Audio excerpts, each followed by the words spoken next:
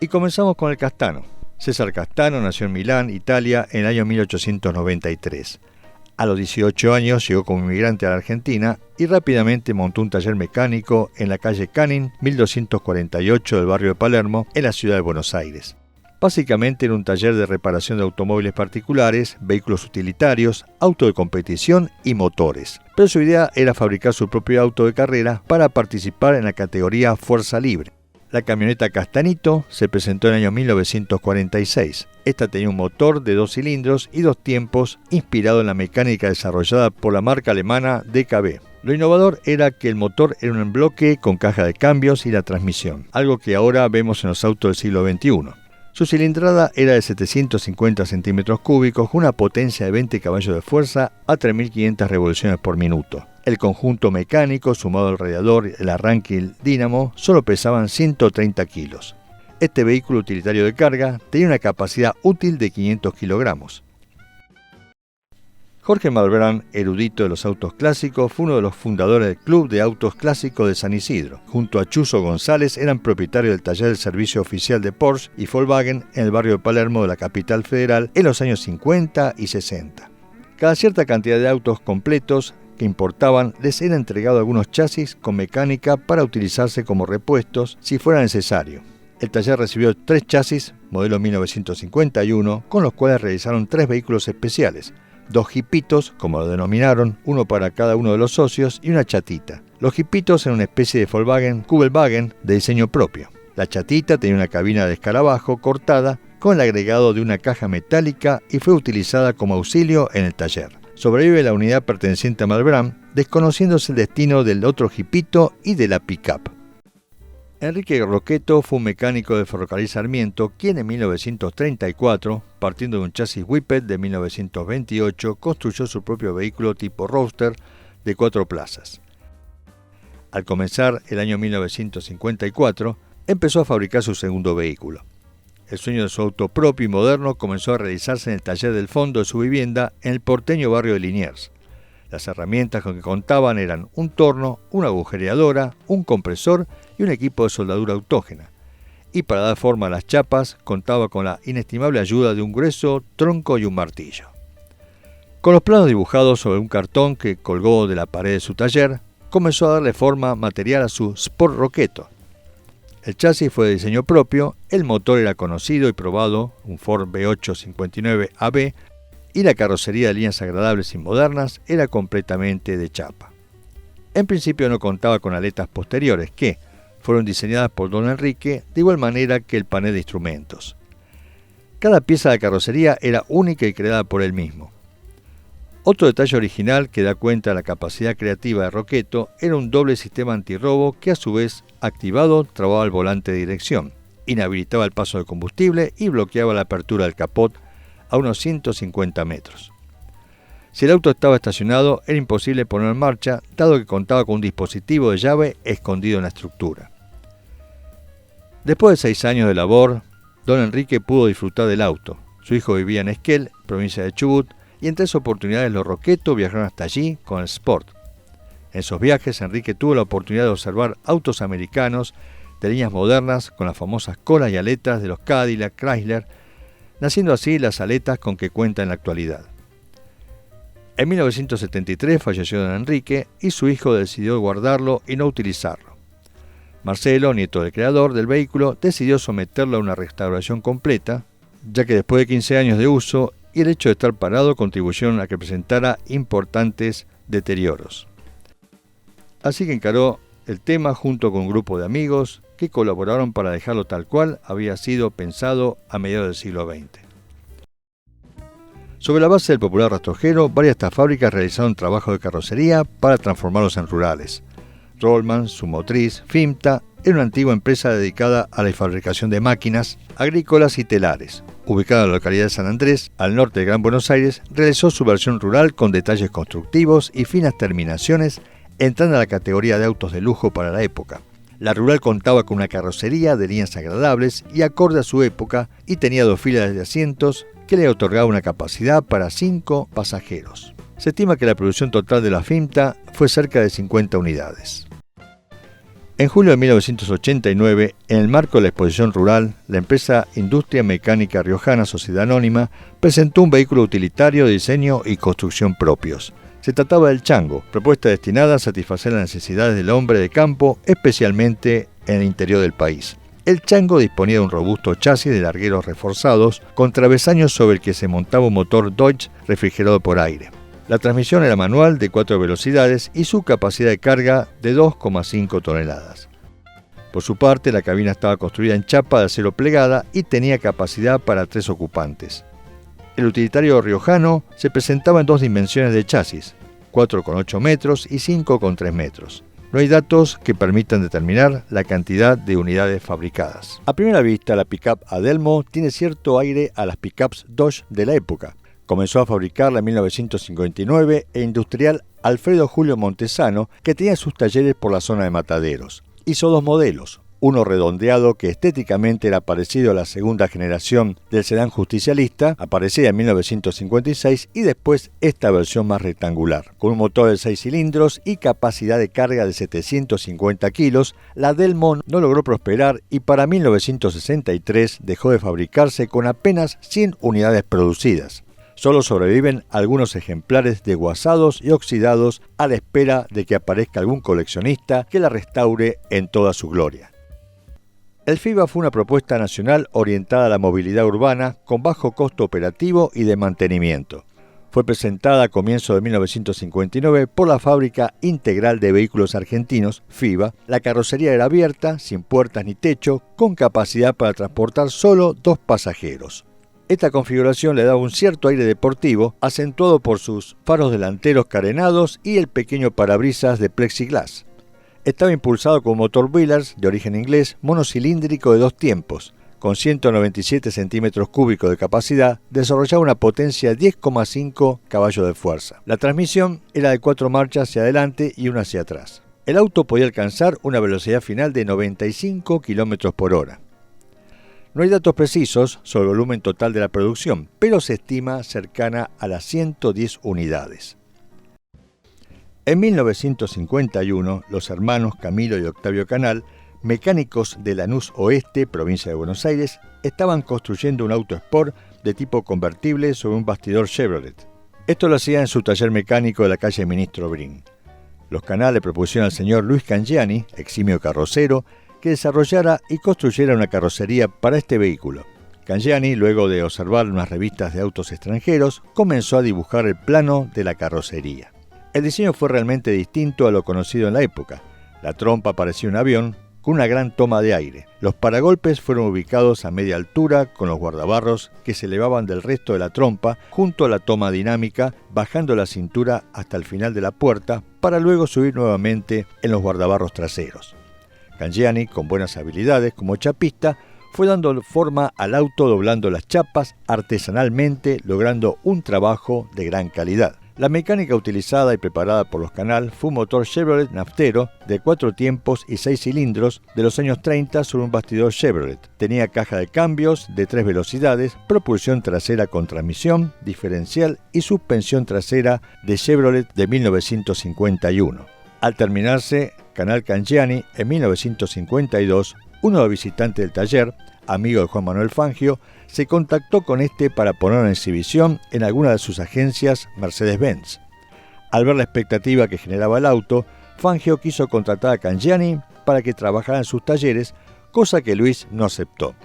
Lo último que se sabe del auto es que fue trasladado a la provincia de Santa Fe. Se trataba de un automóvil descapotable con capacidad para 2 personas, equipado con un motor de 500 centímetros cúbicos ubicado en el eje delantero. Junto a la caja de velocidades formaba un solo bloque. El precio previsto del PBT era de 2.000 pesos, haciéndolo sumamente accesible. Lamentablemente, su fabricación fue abruptamente interrumpida al estallar la Segunda Guerra Mundial, que privó a la empresa de la compra en Europa de insumos indispensables para su producción.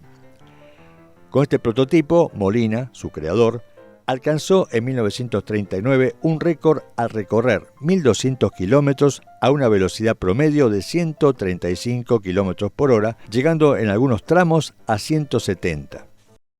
A principios de la década de 1920, el señor Roberto Alabarbe construía hidrodeslizadores con capacidad para trasladar, según sus modelos, entre 3 y 8 pasajeros, utilizando motorizaciones de 18 y 80 caballos de fuerza.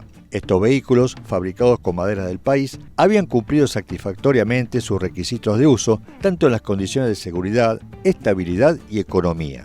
Alentado por estos resultados, en 1923, Alabarbe presentó un vehículo combinado, automóvil deslizador hidráulico, y en la práctica funcionaba como un verdadero anfibio que podía circular tanto en ríos y arroyos como por calles y carreteras.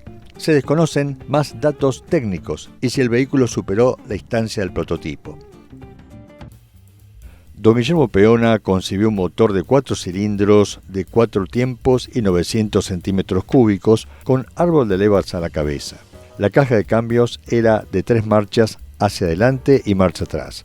2 de estas marchas eran de fuerza, lo que le permitía alcanzar una velocidad máxima de 90 km por hora. Como era habitual en los vehículos de esos años, contaba con frenos solamente en las ruedas traseras. El objetivo de Peona era fabricar el auto en serie, para lo cual encaró a partir del año 1914. Hacia 1926, el motor se encontraba montado sobre un chasis, el cual poseía suspensión delantera independiente, por medio de tubos semejantes a los del Citroën 12B. Se construyó una carrocería de 2 plazas en aluminio cadmio.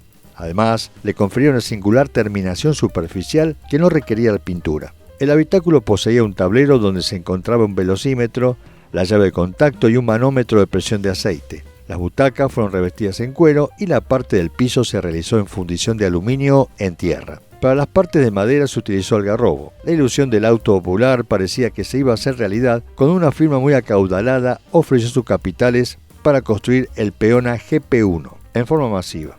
Sin embargo, un problema personal, la muerte repentina de su hijo, derrumbó los sueños futuros del ingeniero Peona. Como consecuencia, el vehículo quedó arrumbado en un lugar bien protegido, pero olvidado para el mundo.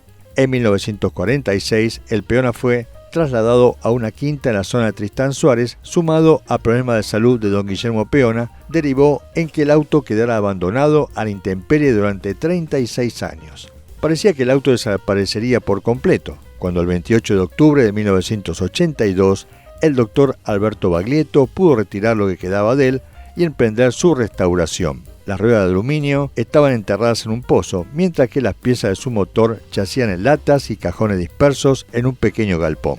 Afortunadamente, casi toda la matricería original de madera se encontraba en buen estado. En la actualidad, el auto participa en distintas muestras de automóviles clásicos y en el 2013 fue elegido auto insignia de la Expo Auto Argentina. En 1951, Eladio Volado, un industrial de General Alvear, Mendoza, construyó un auto de características deportivas de diseño propio que denominó Nueva Argentina. Si bien la intención no era de producción seriada, el auto resultó una interesante muestra de ingenio y habilidad propia de emprendedores entusiasmados por la nueva fase industrial que nacía en el país en aquellos años.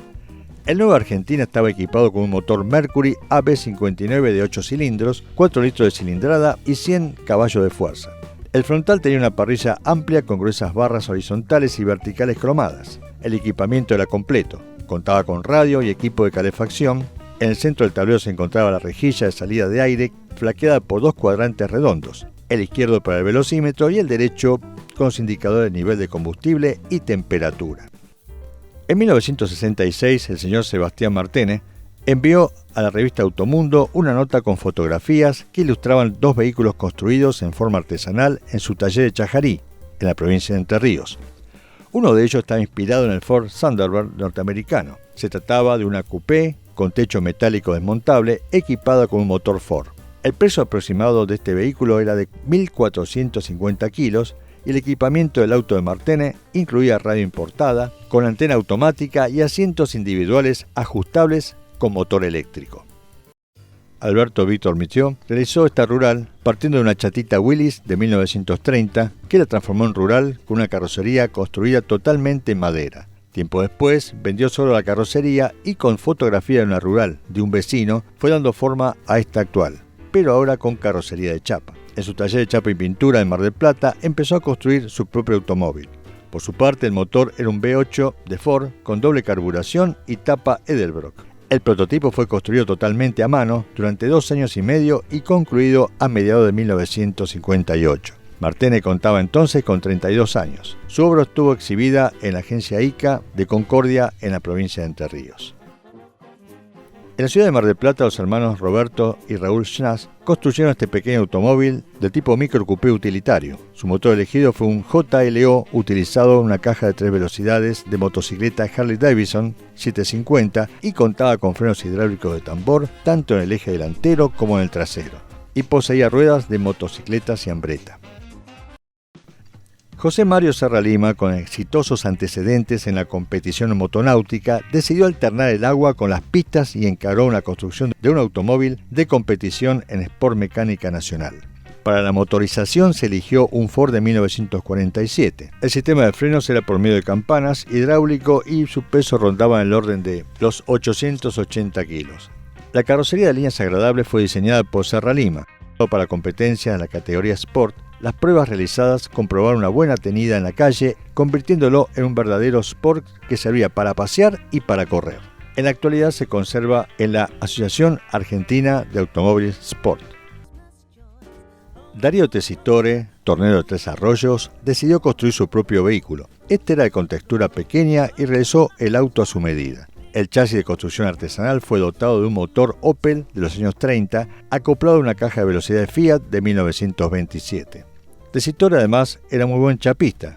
Toda la carrocería del auto fue realizada por él, modelando la chapa sobre moldes de madera que había realizado previamente. Como todos estos autos caseros, contaba con parte de otros vehículos como instrumental y los parantes de las puertas procedentes de un Volkswagen. El auto estuvo terminado en 1965, realizando un viaje a Bariloche y posteriormente fue utilizado por Tessitore varios años como un auto de transporte y trabajo en Tres Arroyos. Después de un tiempo fue guardado en su taller hasta su muerte. Darío Tessitore no tenía hijos, motivo por el cual el auto fue heredado por su sobrino. Antes de su muerte, don Darío dejó instrucciones que el auto se conservara tal cual estaba y no fuera restaurado. El sobrino de Darío, actual propietario del coche, lo llevó al taller del señor Santiago Aguinaga para dejarlo nuevamente en funcionamiento. El Rauno fue presentado oficialmente en la Feria de las Naciones en 1979 en la Rural, causando un éxito importante, sobre todo en los propietarios de los autos Citroën, tanto que la unidad exhibida fue vendida en la muestra. En total se construyeron 3 carrocerías. Paralelamente al trabajo de mejoras en la carrocería, con el fin de producirlas en serie, estaba desarrollando una versión rural. Citroën Argentina no vendía sus motores para ser utilizados en automóviles, sino que lo hacía para uso industrial, y sumado al hecho que en ese año se concretaba la salida del país de la empresa francesa, Conrad viajó a Estados Unidos con el fin de adquirir motores para poder fabricar el automóvil y venderlo como 0 kilómetro. Juan se quedó trabajando por 3 años y nuevamente una de las sucesivas crisis económicas de nuestro país terminó con una buena iniciativa de producción de automóviles en forma independiente. León M. Sautour, renombrado fabricante de carrocerías de lujo y turismo, como así también de ómnibus en los primeros años del siglo XX, en el stand de Hampton, Watson y compañía, en el 11º Salón del Automóvil desarrollado en Pabellón de las Rosas, en el barrio Palermo de la capital federal, entre noviembre y diciembre de 1928, presentó una carrocería avanzada sobre un chasis Whippet con motor 6 cilindros. La original carrocería, presentada como Whippet futurista, a decir por la prensa de la época, tenía todo el aspecto de un pescado. Esa carrocería estaba totalmente construida en chapa y tenía 2 puertas de acceso central, 4 asientos finamente tapizados y contaba con 2 ruedas de auxilio carenadas sobre los guardabarros delanteros. El valor del automóvil era de 10.000 pesos de la época, cifra bastante abultada, dado que Whippet competía con los autos económicos de Ford, Chevrolet, etc. Según su creador, la carrocería estaba avanzada varios años en el diseño de automóviles. El principal caso documentado corresponde al ingenioso mecánico español Celestino Salgado. En 1901, don Celestino armó en un taller de Buenos Aires un vehículo para 4 pasajeros dotado de un motor a vapor de 6 caballos de fuerza con una autonomía de 12 horas a marcha regular. En su construcción se demandó 3 meses y fueron empleados componentes de origen europeo y nacional. El automóvil, encargado especialmente por Enrique Anchorena, recibió una amplia cobertura en los medios de prensa locales que incluían fotos y datos técnicos donde se destacaron tanto el esfuerzo del constructor como las cualidades del vehículo. En noviembre de ese año participó en la primera carrera de automovilismo de la Argentina, realizada en el Hipódromo Argentino de Palermo, conducido por Ernesto Cazulet, quien obtuvo la victoria sobre otros 7 vehículos equipados con caldera. Esteban Semanicín nació en 1933 en Olavarría, provincia de Buenos Aires. Siendo chapista, adquirió un Renault Gordini volcado que con su habilidad y la de sus colaboradores transformó en una vistosa coupé de líneas deportivas agradables de bajo perfil que conservó la plataforma del Gordini y la parte trasera del mismo. El capó y los guardabarros delanteros fueron modificados y prolongados para dar lugar a los faros carenados en acrílico. El automóvil fue utilizado muy poco tiempo por Esteban Semanicín, quien lo conservó hasta su muerte en el 2015. En la actualidad se encuentra en poder de sus hijos, Ángel, Gabriela y Roberto, a la espera de su restauración. Talleres Riquiuto era un establecimiento dedicado a la fabricación de carrocerías de todo tipo ubicado en la ciudad de Salta, llegando a ser el más grande de la zona norte del país. Sobre la base del rastrojero desarrollaron una rural de 2 y 4 puertas de excelente trabajo de terminación en tapizados y alfombra. Se trabajó sobre la cabina del rastrojero, cambiándole los guardabarros por unos similares a los que tenía el Chevrolet 1947. Luego de fabricar cientos de ómnibus, colectivos, camiones y unos 20 Mari A, la empresa cerró por problemas sindicales y los talleres se transformaron en una galería comercial que todavía hoy se encuentra en funcionamiento en la ciudad de Salta. Don Luis Manera, de joven motociclista y entusiasta de los deportes mecánicos, junto con sus hijos y un grupo de técnicos, construyeron el Gran Sport Manera Special en Rafaela, en la provincia de Santa Fe, inspirados en el Aston Martin DB-R1. Así lograron hacer una réplica de la carrocería pintada de color rojo y con el volante a la izquierda. El vehículo también estaba dotado de un motor Ford V8 de 1947 y el chasis fue tomado como base del Mercedes-Benz 170. Luis Manera siempre quiso tener un auto sport, difícil de conseguir en esa época, y luego de conseguir el chasis empezó los trabajos en el taller. Para la construcción de la carrocería se hizo un esqueleto de alambre para ser cubierto con chapa de aluminio y luego de terminados los trabajos en la carrocería se le colocó el motor. El auto fue probado dando buenos resultados. Siguiendo las tendencias de la época en cuanto a la demanda de microcupés o autonetas, el ingeniero Luis Camaño crea en 1958 la empresa Industrias Automotrices LC Sociedad Anónima, con el fin de producir un vehículo con características sencillas de fabricación y un consentido funcional.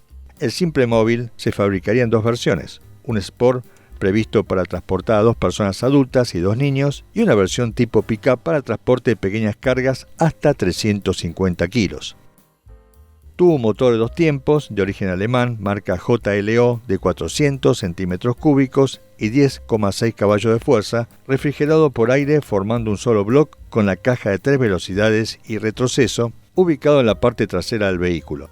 Se calculaba que su velocidad rondaría el orden de los 70 km por hora y los comienzos de su fabricación estaban previstos para el mes de mayo de 1958. En sus ratos libres, el ingeniero civil Fernando Rossi y el suboficial Humberto Cotonaro, pertenecientes a la base aérea militar de Crespo, en Entre Ríos, construyeron en forma artesanal todo el vehículo con excepción del motor, al que le hicieron modificaciones para dotarlo de un poco más de potencia. A golpe de martillo, robándole horas al descanso y entre mate y mate, fueron moldeando las chapas para darle forma a la carrocería. La característica sobresaliente del automóvil era que tenía un techo extraíble. El peso rondaba en 950 kilos y fue producido a muy bajo costo. La denominación Ferro era una contracción del nombre de su creador. Al momento de la terminación del Ferro, Rossi y Cotonaro estaban trabajando en otro vehículo utilitario tipo Jeep denominado la Vaca Aurora. Daniel Cotonaro, sobrino de Humberto, recuerda ver circular el auto en la ciudad de Paraná. Marcucci era industrial fabricante de heladeras hasta que se puso a fabricar su propio automóvil. La labor le llevó 2 años de intenso trabajo con la idea de poder mostrárselo a su padre, que lamentablemente falleció unos meses antes de estar terminado. Con excepción del motor, caja de velocidades, diferencial y suspensión, todos los elementos del auto fueron realizados a mano por José. El motor elegido fue un Ford 59 AB V8. Como resultado de los trabajos se logró una carrocería de 2 puertas sin parante, de líneas rectas, que era una novedad para la época, destacándose los marcos de los faros dobles con forma de flecha y los paragolpes envolventes de gran tamaño. El auto construido por Marcucci tenía algunos detalles originales, como ser la tapa de carga de combustible oculta por uno de los faros traseros y el tablero de instrumentos con molduras que continuaban en ambas puertas. Una vez terminados los trabajos, José, junto con 3 amigos, realizaron un viaje a la provincia de Salta, resultando sin inconvenientes y demostrando gran confiabilidad. Durante el tiempo que Marcucci tuvo el auto, fue utilizado como vehículo de uso diario, tanto para el trabajo como para la familia. Marcucci, luego de utilizar 16 años todos los días el coche, decidió desarmarlo a pesar de que su hermano y amigos les pidieron que se los vendiese, y en la actualidad solo quedan fotos y filmaciones de los viajes que conservan sus hijos y esposa. Gracias por ver este video. Si estás interesado en nuestros contenidos, participa con tus comentarios y suscríbete a nuestro canal para más historias interesantes y sus protagonistas.